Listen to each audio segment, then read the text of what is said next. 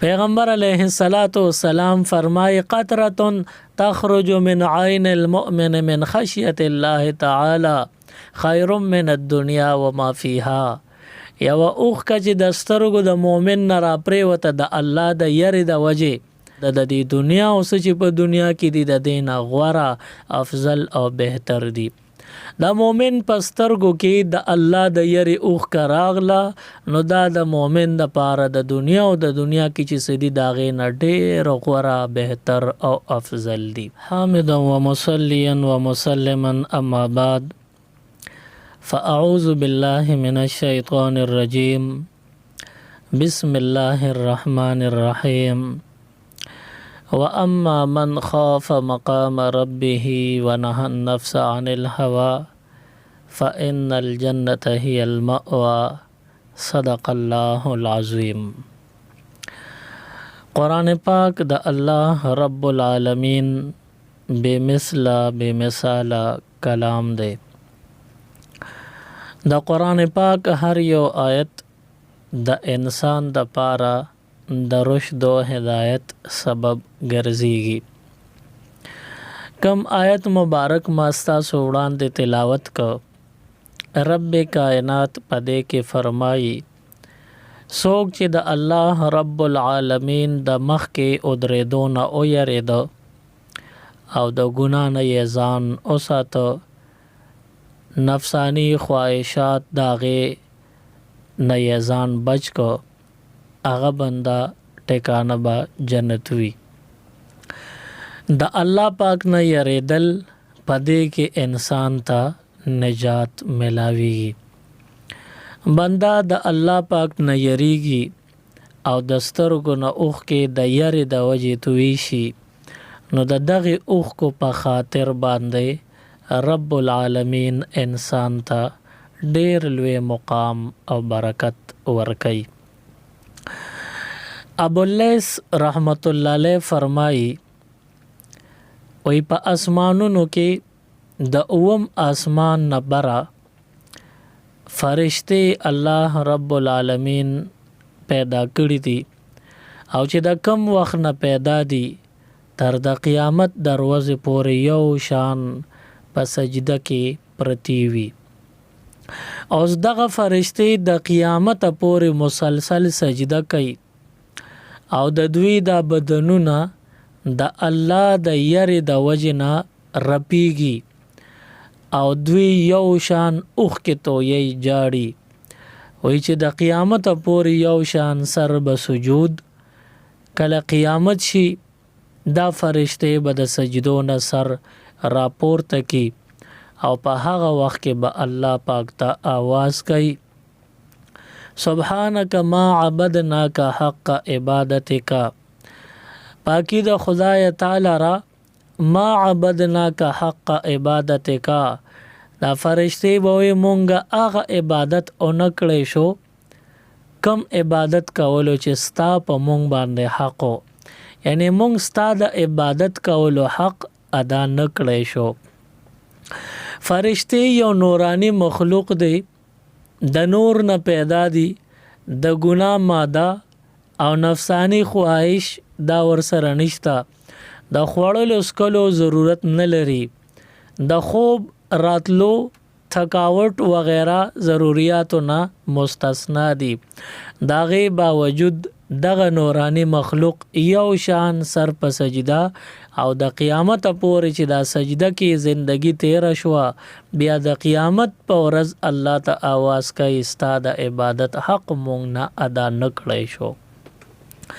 نورانی مخلوق الله پاک پیجنی د الله پاک لوی او عظمت ورته معلوم دی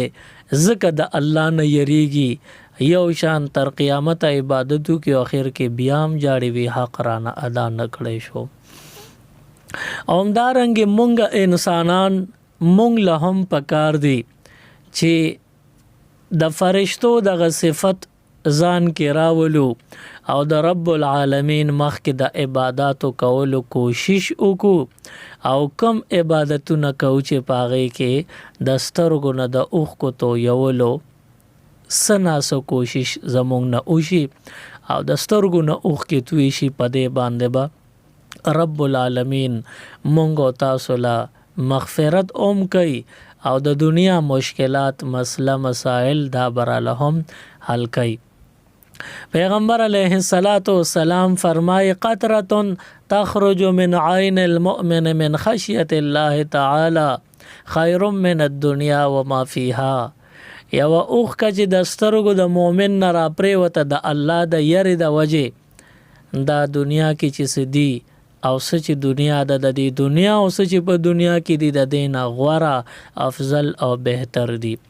د مؤمن په سترګو کې د الله د یری اوښکه راغله نو دا د مؤمن دپاره د دنیا او د دنیا کې چې څه دي د هغې نه ډېر غوره بهتر او افضل دي. پکار دا ده چې مؤمن د خپل الله مخ کې زاری منت وکي، جړه فریاد وکي، ځکه الله یو ډېر لوی بادشاه دی. زمونږ ستاسو ایمان او عقیده ده چې کم بنده په کم حال کې هم وي خو چې دله مرګ راشي او د مرګ نه پس دوباره را ژوندي شي نو دی بیا الله پاک ته مخې ته به ودرېږي، نه نیک دی که بد دی، تور دی که سپین دی، ښه دی که خراب، هر حالت کې چې وي دی به د الله مخ کې ودرېږي. او دغه یو داسې ځای دی چې دغه کې بیا د تیښتې څه امکان نه وي،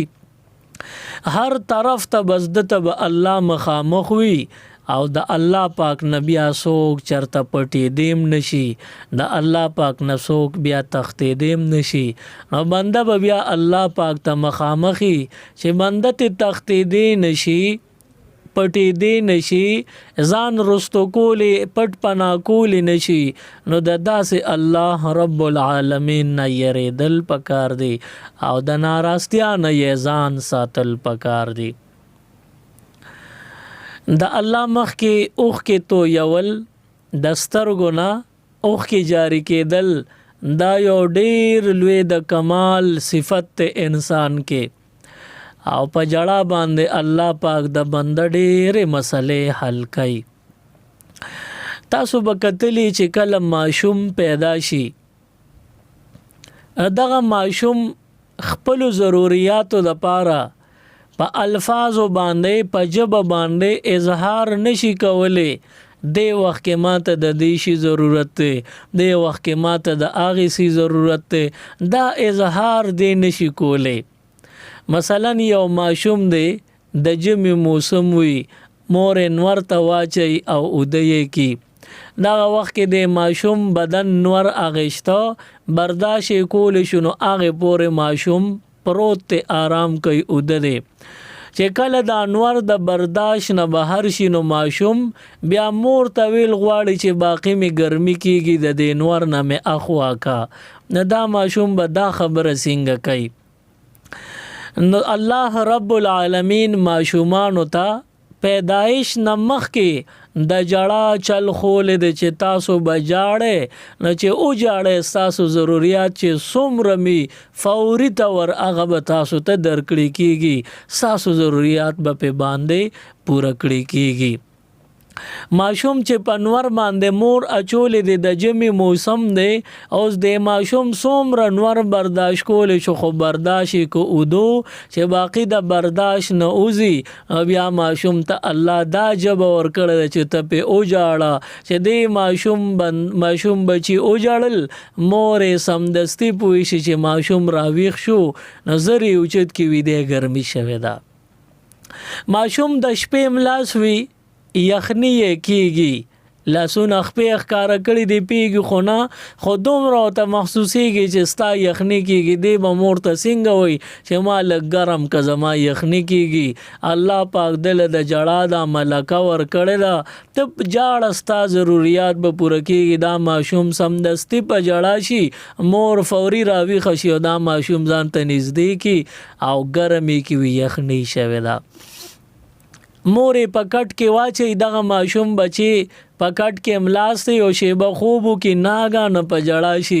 نو ماشوم موړ دی اوګم نه دی چې جاړي نورم په خلګي نو ګرمیم نه راشوي چې او جاړي نو امتیاز هم نه دی کړي نو ولی بیا جاړي نو مور زر او لټای چې ترونه ولا کولو کې چې وګوري نو ماشوم غټي چې وی جاړي چې وګوري چې تا کټمل ور پورین ختی وی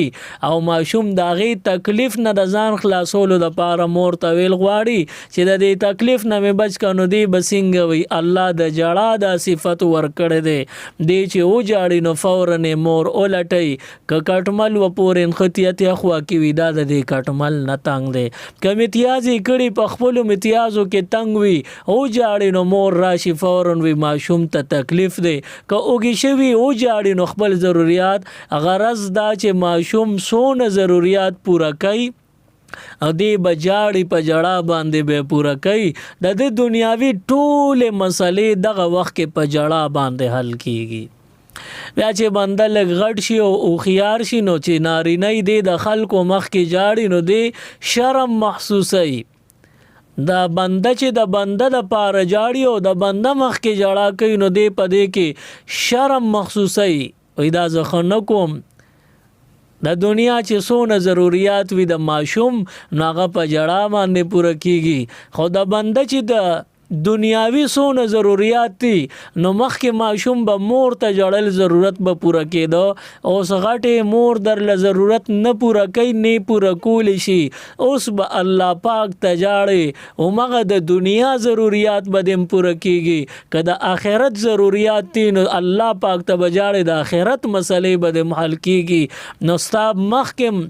الله رب العالمین د جړه د تعلیم درکړې دی او جړه د دنیا ضرورتونه دی په پوره کیږي او اوس چې د او خيار عمر ته ورسېده نو اوس د چا مخ کې مجاړه دا شرم دی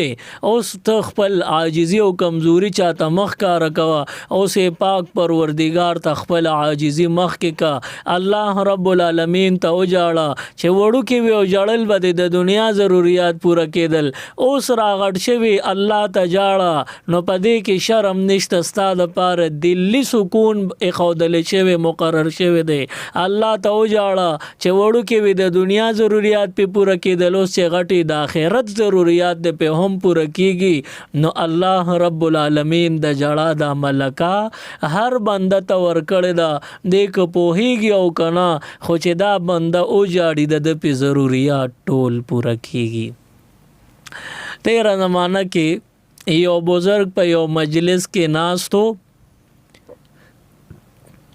هغه بزرگ باندې چار چاپیره چې سونه دکاندارانو داغوی په قرضونو یو دکاندار نه اوړلې د بل دکاندار نه یو شي د بل نه بل شي نو داسې په غون بازار کې ار یو دکاندار چې دینو په دې بزرگ او په دې پیر صاحب باندې سناسه قرضونه جمع شوي دي بزرگ دون لوی بزرگ دی چې دغه دکانداران خپل قرض پسې رازم نه شرمېږي او دا خو لوی بزرگ دی د دنه مونږ څنګه قرض غواړو بس کله وسرو شي په خپل ویرولېږي هم دغه شان بده بزرگ کول چې کله به پیسې راغلي ناغه به دکاندارانو باندې تقسیم کې تاسو چې سونه دی نه واخلې دې ځل دی بزرگ د دکاندارانو نه قرض سودا کړی دا خو پیسې ولرا نغلی چې هغه قرضونه په اخلاص کی نو اخر کې هغه دکاندارانم غریبانانو بال بچداریو ناغوی نور صبر نشو کول داغوی ضرورت زیاتو نو دی بزرگ لټول سلا وکړه چې لاړ بشو پیسې به ته وغواړو چې پیر صاحب زمونږ قرضونه مونږ لراکه په وخت باندې نو مونږ خپل ضرورت پوره کو دکانونو لنور سوداګانې به پیراوړو دغه بزرگ ناشته او د ټول دکاندارانو سره په مجلس کې وزدا یو خبره کوي وی دی وخت را سره ایسم نشتا او چې کله الله را کینو ټول لبه ورکم خدا بزرگ په دې قرضدارو پر اتلو باندې نه تندې تریو کړی دی او نه څه پریشانی وته مخصوص شوی را بزرگ پریشان نه دی خو پر سکون ناشته پدې کې دا قرضدار یو شان انتظار کوي چې دا بزرگ وی الله را کینو در بکم قرضونه بخلاص کم نو کله به تعالی الله درکې دی وخت کې مونږ ته ضرورت دی دغه دکانداران ناشتي 2 غنټې په انتظار کې تیر شو چې دا بزرگ بکله پیسې راکي او دغه بزرگ ته چې دوی به وي چې پیسې بزرگ به ته وي چې الله راکي در بکم دغه رنګ په لار باندې دغه وخت کې یو ماشوم تیرې دو مور ولا حلوا پخ کړې وه یو دیشکې ولا ورکړو بچیه د لاره کې خرڅوه چې چا د نه واغېسته نو زمونږ به په دروازې ګزران کېږي هغه پیسو باندې. او دغه ماشوم چې بهر په لار تیریږي اواز یې وکړو حلوا واخلئ حلوا واخلئ نو د حلوا د اغېستو چغه چې ولګوله د پیر صاحب چې واورېده نو دغه دوکاندارانو کې یو دوکاندار ته وی ورشه او دغه ماشوم راوله دلته. هغه ماشوم په خوشاله راغی او دغه ماشوم ته د بزرګ وی ته دغه یو دکاندار ته یو پلیټ د حلوا ډکا او هر دکاندار له ورکا. ماشوم ډیر خوشاله شو وای زه بس ډیر ستړی کېدم اوړه به مې پستړی کېدو چې زه به ګرځېدم په سر به مې د حلوا دیچکې ګرځو چا باغشته چانه دا خو نن په یو ځل زما ټوله حلوا خرڅېږي. نو جوړ زر دغه ماشوم هم پلیټونه ډکړو په ټولو دکاندارانو یې حلوا وخوړله. ماشوم چې دیچکې ته وکتل ټول دیچکې د حلوا نه خالی شو تش شو. اوس ماشوم خوشاله دی او انتظار کوي چې کله پلیټونه خالی شي دا دکانداران دا پلیټونه وزګار کی چمچ او پلیټونه برا واخلم ځان سره به د دیچکی کې کېدم او اخر کې به هم چې دا حلوا د دونه پیسو د دی بزرګ ته به هم چې اوس زما دونه پیسې کېږي مال پیسې راکا. دغه ماشوم هغه پلیټونه راټول کړل دیچکی د حلوا نه خالی دی پاغې کې چمچ او پلیټونه کې خودل. دکاندارانو هم حلوا خپ شوق او خوړه. اوس دا ماشوم چې پلیټونه راټول کړي دي نو د بزرګ ته وی چې اوس زما پیسې مراکا. الله بزرګ ته وی بچی دلته کینه چې کله الله پاک راکې نو در بکم. په ظاهر باندې دغه دکانداران ډیر غوسه شو چې تا سره پیسې نه وي تا باندې خو زمون قرض لا د پاسه دی ته زمون په قرض کې لاګيري او تا دا نور د ماشوم دیم غریب بندیوان کو داغه دیم قرض پزان راواړو نو دغه خو ماشوم دی بکور ته سوړي د حلوا بسونه پیسې وي او دا خو ته د ټوله پیسې بند کړي پورې دکړي قرض. دغه ماشوم لږ سات انتظار کو اخر کې بیا دی پیر صاحب ته مخرا واړو پیر صاحب مال پیسې راکا کور ته زم نا وخت کېږي سار د پاره بیا د حلوا تنظیم کوم. دا ماشوم ته دا بزرګي بچی د غلطه کینا او صبر کوي چې الله را کینو در بکم. دا دکانداران په دې بزرګ باندې ډیر غوسه او خفدي چې دا د کم حرکت او کو اسیم زمون قرض او د نور قرضم پزان راواړو او دا خو ماشوم دی خو برداشت نشي کولای او کور ته داسې خالی لاس لاړ مور بو سره عمل کوي. دغه بزرګ چې دغه ماشوم ته یو ځل بیا وی بچی د غلطه کینه کنه وخت کیږي نو صبر وکا الله را کی در بکم. چې دا خبره وورید نو ماشوم وی چې غنی ما سره زیاتې وشو ما نه پیسې او خوړې ویني وسراله پیسې نه راکینو ماشوم په جړا شو. ماشوم په چغو جړل چې زب کور مور لڅ جواب ورکوم شاب زما پیسې مال راکا. چې ماشوم لګ شي به جړل ناګانه یو انسان راغي یو بندر راغي او دغه بند سره د بالغ د ابره د پیسو ډکه کړي وا او سره ول تړلې لکه څنګه چې روغ بالغ یا متکوي لغه شانې د پیسو ډکه ابره راوړله او د بزرګ ته کې خو داسې وته مخې ته واړوله وایسه به دا پیسې د الله پلار کې قبول کا. د بزرګو دغه پیسو دکاندارانو ته اشاره وکړه راشه چې رستاسو سونه قرضی نو اغه دین اوچتی کې باقی چې صفاتی شي د ماشوم ته تم واخله باقی چې صفاتی شي هغه دلته پرې ده. ټول دکاندارانو زر خپل سونه اندازې او حساب لګول هغه را پیسې تی اوچتی کړي ماشوم له لشل روپے لګي زیات ور کړي چې ماشوم هم خوشاله شي. اخر کې د دکاندارانو وی مون خزونه اول به مونږ ته حال وې چې بتا زمون قرض او تاړو پتندې کې گنجواله نه تاړو د قرض د لاسه پریشان شوم نه دا ولې داسې پر سکون ناشته او بیا دار ته وای چې زمون قرض پتاو نو دا نور قرض دا ماشوم دی ولې او جوړو د قرض د نور پزان ولې راواړو. د بزرګ وتوي چې ما سره د پیسو درک نه لګیدو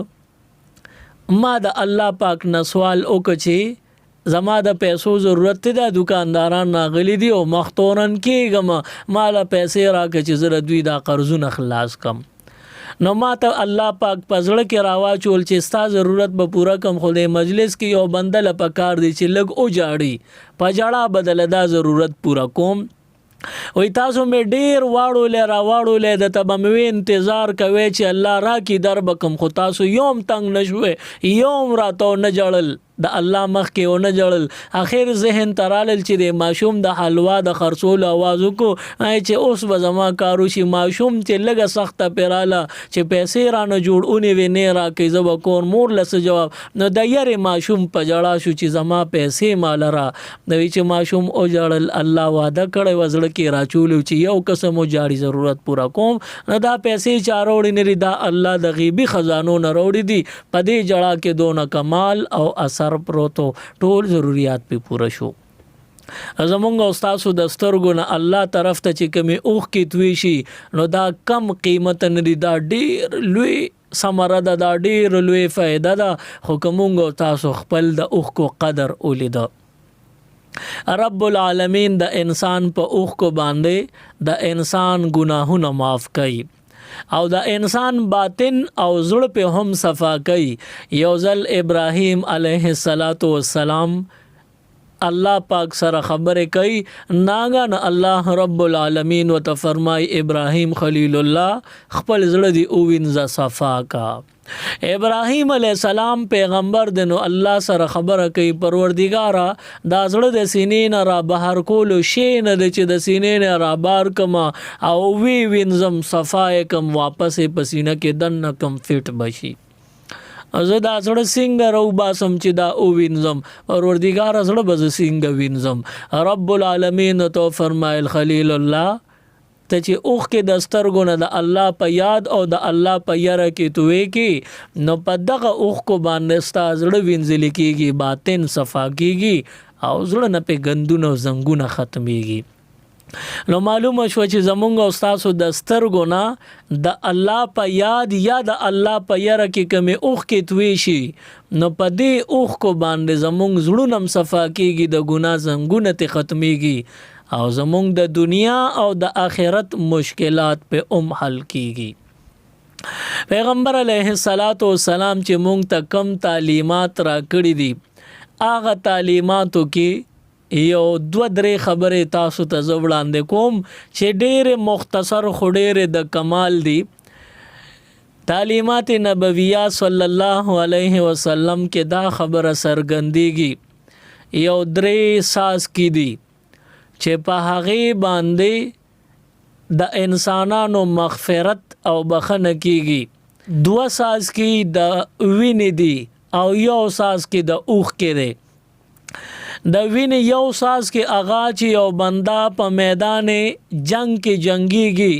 او د اعلی کلمت الله یعنی د الله د دین د سرلوړې د پاره جهاد کوي، په میدان کې جنگيږي نو په دې جهاد والا مجاهد بنده باندې د دشمن د طرف نه که حمله وشوه نو که د دې مجاهد د بدن نه د وینې ساز کې را پریوته نو دغه ساز کې چې د وینې روته زمکه تر رسیدلې بني چې د دې مجاهد مغفرت به الله کړي، لوی واړه ګناهونه ورته الله سمدستي معاف کوي.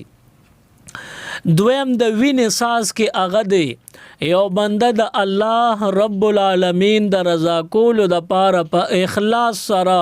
پلوی اختر کې قربانی کوي.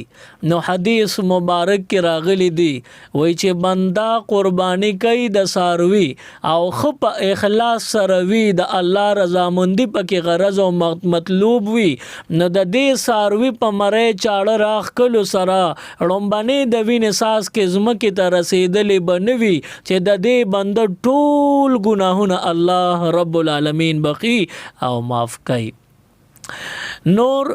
د سترګو اوخ کې دو د وینې ساز کې یو د سترګو د اوخ کو ساز کې دی یو بنده د سترګې نه اوخ کا لاړه او دا د الله د یری د وجه نه لاړه یا د الله د محبت د وجه نه د سترګو نه د اوخ کا رخسار تر کوزه شو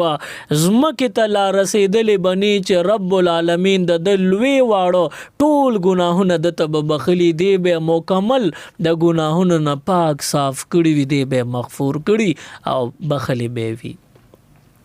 نو د انسان د سترګې نه پریوتلی اوښکا په دې باندې الله رب العالمین انسان ته مغفرت کوي. یو حدیث مبارک کې راغلی دی د بنی آدم د الله د یری سترګې نه اوښکا پریوتله نو دغه د سترګې اوښکا او دغه د اوښکې دا قطره دا چې په کم ځای باندې ولګي د په دغه ځایونو د جهنم اور حرام دی، د جهنم اور به په اثر نه کوي. نه تیر زمانہ کې بزرګانو هغه چې د الله په یاد کې به وجړل نو دا اوخ کې د سترګو دون خونی چې بنده به په اولامبي، خو چې د سترګو نه کمی اوخ کې براتلې د الله د یری د وجه هغه اوخ کې د سترګو نه به په لاسونو را دی خوا کړی او کم بدن چې به وچو پاغه زینو باندې به هغه اوخ کې لګولې. وی ځکه د حضور فرمان او د الله اعلان دی چې د بنده د سترګې نه اوخ کلاړه نو چې په کم ځای ولګي د په هغه ځای د جهنم اور حرامي دا د سترګې اوښکه ده په بدن په نورو ځایونو به لګولي. وای چې زما دا بدن د جهنم د پاره حرام شي چې په ما اور اثر نه کوي. نو معلومه شو چې د الله رب العالمین مخ کې د سترګو نه اوښکې تو یول پدې کې ډېر لوی کمال، پدې کې ډېر لوی خیر او برکت پروت دی. د قیامت په ورځ باندې یو حدیث مبارک کې راغلی دی یو بنده داغه حساب کتاب به وشي او اتفاقا د گناهونه زیات وي او نیک اعمال دا به کم وي. نو دغه بنده په حواله سره رب العالمین فرشتو ته حکم کی اوچتی کې بوئزه جهنم ته ورواچوي، ځکه اعمال صالحه کم او اعمال سیئه زیات دي، بد عملونه زیات دي، نو بوئزه جهنم ته. په دغه وخت کې د انسانانو خلی به بندي، مهرونه به په لګیدلی او هر یو اندام دا به خپل خبرې کوي، سترګې به خبرې کوي، سر به خبرې کوي، غوږونه به خبرې کوي، پوزه، لاسونه، ګوتې، بدن هر یو جز او خبرې کوي، خو سره په خله به مهر لګیدلی، جبه به کار نه کوي، جبه به بندوي. ادا بنده حق حیران اخوا دیخوا ګوري، رب العالمین فرشتو ته حکم کړی دی بوئزه جهنم ته ور واچوي. دغه وخت دیخوا आवाज نشي کولی، خلی بنده ده، خو د نور اعضاب आवाज کولی شي، خبرې کولی شي. نو حضور علیه السلام فرمایي د سترګو دا کم باڼه چې دي په دې باڼو کې یو ویښته هغه به الله سره خبرې شروع کی، براه راست الله ته به آواز وکړي پروردگار استا د حبیب فرمانو چې د انسان د الله د ير سترګې نه اوخ قطره روانه شو نو په کوم ځای چې ورغلی او په کوم ځای لګیدلی هغه ځای په جهنم حرامي. نو دا بنده د استا د ير د وجه یو ځل د جړلیو ډېر اوخ کې نه وي، اسې نیمه اوخ کا راغلی وسترګلا او هغه اوخ کې ټول مخ یا ټول سترګ نه د لمد کړي، خو دغه وخت الله ته आवाज کوي نور دا وختم اوچو دغه یو وخت ته صرف زپلون شوي ما کو دې جهنم ته بوزي. نو خو بهشک بوز اعمال سیئه او گناهونه زیاتی بد اعمال خو ما سه ګناه کړي، زما د پاره حضور وعده کړی دا چې څوک د اوخ کې ناسترګې نه اوخ کا روانه کی او پاغي کم زیلون شنو پاغه به د جهنم اور حرام نه دا وخته الله ته وی چې زه خو په دغه اوخ کا باندې لون شوی ما نو کدی اور ته زینو ما سه ګناه کړی ما لپاره وعده شوی دا ما به جهنم ته نه بوزي. ای دغه وخت جبرائیل علیه السلام ته الله وی چې زه د یوې اوخ کې او د یو وخته خاطر او جهنم ته مبوزا، د جهنم نه را او باسو جنت ته بوزه، ځکه چې بس دا یو سترګه یا دا یو وخت خو ته جنت یا دوزخ ته نشم لګل چې ټوټي ټوټي بچی نیم جنت او نیم دوزخ، یا به ټول دوزخ ته یا به ټول جنت ته زی. رب العالمین به جبرائیل علیه السلام ته زبر پرېږي دی جنت ته بوزا. د قیامت سخت ورځ به وي، هر طرف ته بدایو پریشانی چې ما سره بس کی هر څوک به وي زما بس حساب کتاب کیږي. په دغه وخت کې جبرائیل علیه السلام به زه په زه ګټ په ګټ ګرځي او دا आवाज به لګوي وي خبردار تاسو دا اعلان وره د حضور علیه السلام یو امتی الله د یوی اوخ کې د یو وخت د خاطر بخل دی او جنت ته بوتل دی. د دینه معلومه شوه چې د انسان د سترګو نه د الله د یری کومه اوښکه روانېږي نو دغه اوښکه ګورې بې قیمته نه ده. دا اوښکه دنیا او څه چې په دنیا کې دي د هغې نه ډېره غوره بهتره افضله ده مبارکه ده. د دغې اوښکې قدر او احترام پکار دی. د قیامت په ورځ باندې سختی به وي د هر طرف نه به دا پریشانی وي تر دې چې پیغمبران بم پریشان وي چې مونږ سره بس کېږي رب العالمین به مونږ سره څه خبرې کوي. هر سړي باندې به هیبت او جلال او پریشانی وي او دغه وخت کې پیغمبران بم په خطر کې او په یره کې خلق به آدم علیه السلام لراشي ته زمونږ بابای ته زمونږ سفارش. آدم علیه السلام وی توبه زه د الله مخکې ورتلو قابل نیم زه د الله مخکې نشم ودرېدی. نوح علیه السلام لبه ورشي نوح علیه السلام وی توبه زه د الله مخکې ودرېدی الله سونه په غوسه کې دی زه د الله مخکې جرأت نشم کوله. داسې یو پیغمبر لب ټول زی او ټول ته به دا پیغمبران وي مونږ د الله مخکې د ادریدو طاقت نه لرو. آخر کې موسی علیه السلام له خلق راشي چې تو خو کلیم الله وي ته لاړ شو الله ته سفارش وکړه چې مونږ وبخه. موسی علیه السلام وي توبه زه د الله مخکې ته د الله د جلال او غصې ته زه دغه طاقت نه لرم چې د الله مخکې ادریږم او د ځان غم در سره زه بس تاسو څه خبره وکم. آخر کې عیسی علیه السلام نه عیسی علیه السلام ورته وایي چې زه خو په خپله هېڅ طاقت نه لرم. البته نبی آخر زمان صلی الله علیه وسلم له به لاړ شو چې دغه وخت کې حضور علیه السلام له ورشي نو حضور علیه السلام په سجده باندې پروتي. ناګانه د یو طرف نه به اسې شور شان او داسې د اور د غولې چې څنګه وي د اور او د لمبې خپل شور کې داسې شور محسوس بشي او د جهنم د اور بدبوئی به محسوس شي. حضور علیه السلام سر مبارک را پورته کی داسې لورې به وګوري هغه ځای کې به د جهنم د لمبې وي او جهنم په زنځیرونو تړلی شوي نور لسو فرشتو به په زنځیرونو نیولي او راکاږي به کړاړ به کوي او ډیر درونو ډیر خطرناک عذابونه به پکې خو دغه فرشتې به دغه میدان حشر ته د جهنم راکاږي را نږدې کوي به دا انسانان چې کوم ځای راټول شوي دي دغه جهنم به هغه انسانانو طرف ته را رواني وای دونه فاصله کې دونه بلری وی لکه بنده چې یو شان سفر 1500 کال وکي او سونه مزل اوخي دونه لری 1500 کال مسافت او فاصله کې لری به جهنم وي خو ګرمایش به دومره وي د غټو غرونو نه غټه لمبې به سرې به یو پورته به وخیږي واپس به را پروزي بیا به دغه د غرونو عمر لمبې پورته شي واپس به را پروزي. ناګانه 1500 کال مسافت د جهنم او د قیامت د ورځې چې کم بندیان ولاړ دي د هغوی په منځ کې دا دونه فاصله به وي دغه وخت کې د جهنم دا ګرمایش او دا غړمبار دا به دومره خطرناکي مسلمانان دا ټول انسانان به ولاړي د دوی دا کونډې او دا پنډې چې ورته تاسو وایې په دې کې چې کم تیل یا غوړوالی دی هغه غوړوالی به ویلی شي